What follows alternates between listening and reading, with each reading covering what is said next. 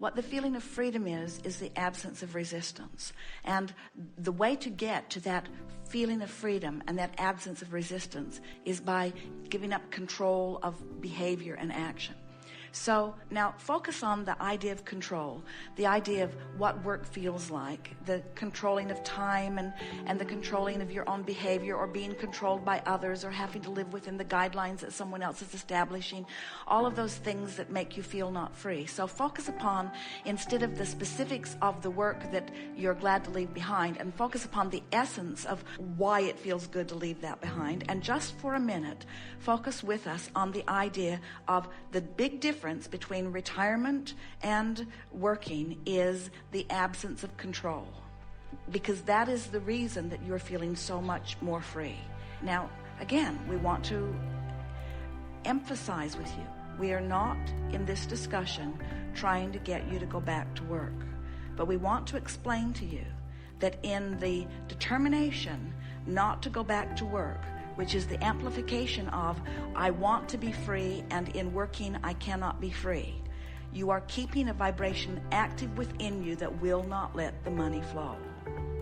So whether you go back to work or whether you don't go back to work, feeling like that will not let it flow. You have a better opportunity, much better probability of allowing many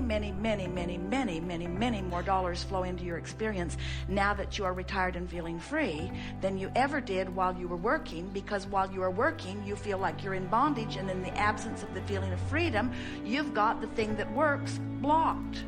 We so want to emphasize, we know that you think that this much work and this much per hour or this much per year equals this much money, and we say it is so minuscule by comparison with the power of attraction that you have relative to money.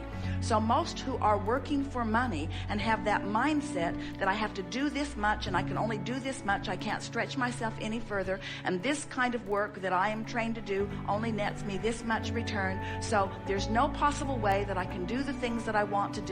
And so you said so much just now. You said to us, it's what we heard, there's all of this wonderful stuff in my vibrational escrow, returning to the Bay Area, building my dream home in Danville, living the life that I want to live. It's all over here alive and well, and you said and meant, and I can't do that because it won't come to me if I don't work, and I don't want to work, and even if I was working, I couldn't do all of that. So the only reason it's not coming is because of the vibrational contradiction within you. Hasn't got anything to do with whether you work or don't work. It's all about the story you're telling.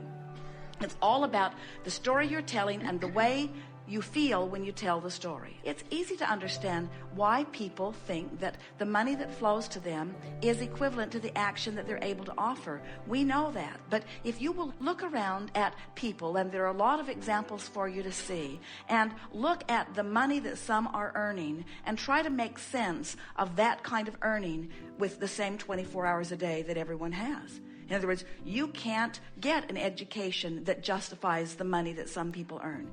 There aren't enough hours in the day or enough effort that can be offered to justify the money that some people earn. And what about those that are working harder than anyone that you've ever seen, that get up at the crack of dawn, work all day, hardly take a break at all, hardly do anything for themselves, slump into bed, only sleep for a few hours and go back to work again, some of them working 2 and 3 and 4 jobs and still barely eking out enough money to live on? How do you explain that? And we say it's because they are not leveraging through the power of the universe. They are trying to do it with action, which yields nothing in comparison with lining up with what's in your vibrational escrow. Through all the years that you've worked and all the years that you've lived, you have amassed vibrationally a veritable fortune. We are not kidding you one bit about that. And what has to be happening, not just with you, but with almost everyone, we don't think that you quite understand or believe that this vibrational escrow amounts to anything. Because if you believed it as we see it, if you knew it as we know it, you would do everything in your power to find vibrational alignment with it, and you would live the happy ever after life that you are wanting. So you just must not believe that it's over there, or all of you would be working more diligently. 100% of your effort, Esther's too, would be about lining up with what's in this vibrational escrow. if you believed it as it is. So we're going to do a little sales job with you here, just a little bit. We can only bring you so far along in this, but everything that exists that you see in terms of manifestation was at one time in a vibrational escrow like that.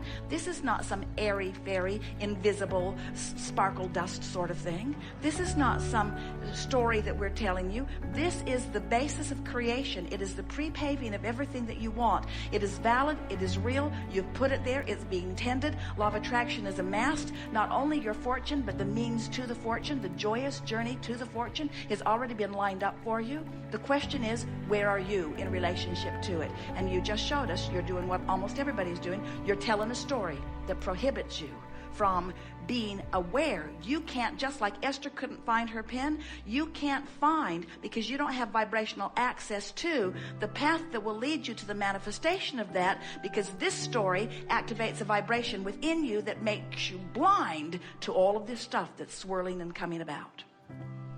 And it's the people who tell the story about this that get the ideas, that are in the right place at the right time, that feel the impulse, that offer the investment, that meet the person, that, in other words, there are endless ways that this fortune can come to you. Your world is awash in money. There is more money flowing more abundantly today than ever before. And people complain, well, the rich are just getting richer and the poor are getting poorer. And we say the economy is expanding. There is more to go around all of the time, because every time an idea is born, the equivalent economic factors that are necessary come into place too. It's not that long ago you were trading birds and furs and feathers and beads and stones. That was the basis of your economy. And now look at the basis of your economy. Now your economy is predominantly based upon ideas. Now your economy is about the vibrational basis that you are about, you see.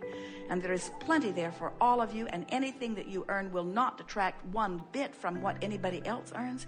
You just got to line up with what's in there, you see. We've been saying you get what you think about, whether you want it or not. That sort of is some maybe inspiration to make you want to do some calibration. But mostly what we want you to know is what calibrating is just feeling for the emotion that feels better by offering thoughts that induce emotion. Because you think thoughts and then you have an emotional response. And the reason that you have an emotional response to every thought you think, to every perception in every moment, to every word you speak, to every word you hear, to everything you focus upon, you have an emotional response. You do. The emotional response is somewhere on the emotional scale, and it's all about this and only about this. You were source energy before you came into this physical body. That part of you still remains source energy, even though you are here in this physical body. And that source energy part of you is aware of you all day, every day, everything that you're living. And your inner being has, you might call it an opinion, a perspective of whatever it is that you are experiencing. And that perspective is always pure, positive energy. It is never ridden with resistance. So in every moment in time, there is this potential for calibration for you going on. And the reason that we give this responsibility, you might call it, opportunity, we like to call it, to you, is because your inner being will never calibrate to your problem.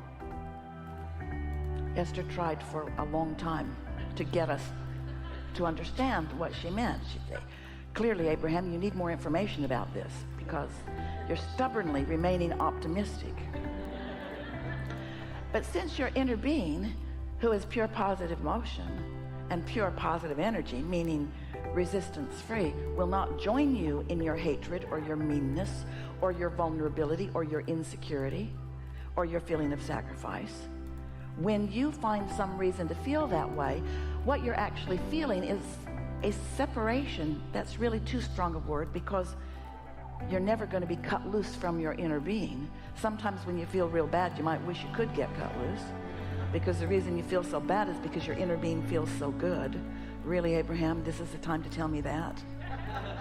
The reason you feel so bad is because you have become something so different than what you are calibrating to right now, that there's a tug of war going on inside of you.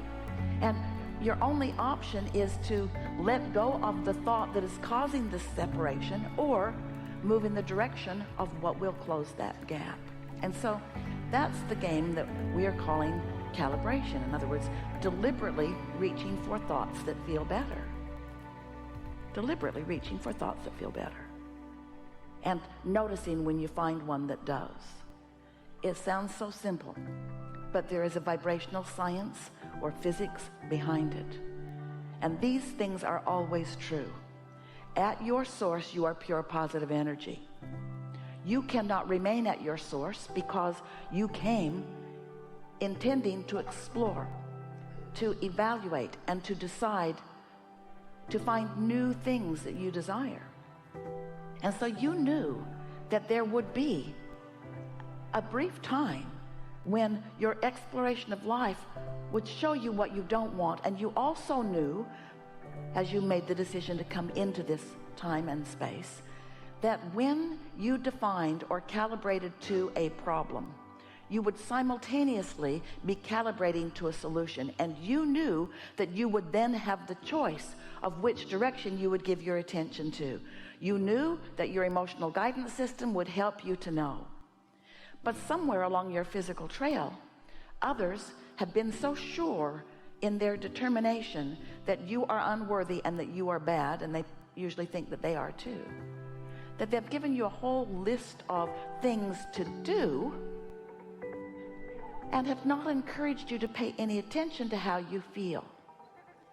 This next sentence we're going to give you is going to be maybe the most meaningful thing you've ever heard on your new path of deciding that you're going to be a calibrator. You became a manipulator of circumstances and words rather than a calibrator of vibration and energy.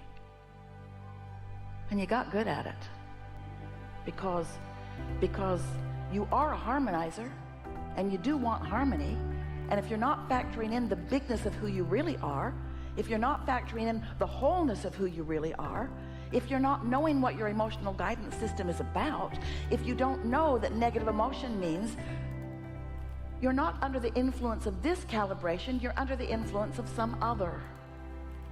And what happens is you're so wonderful. You are creators who do turn thoughts to things, and you are in love with the things that you've turned the thoughts to.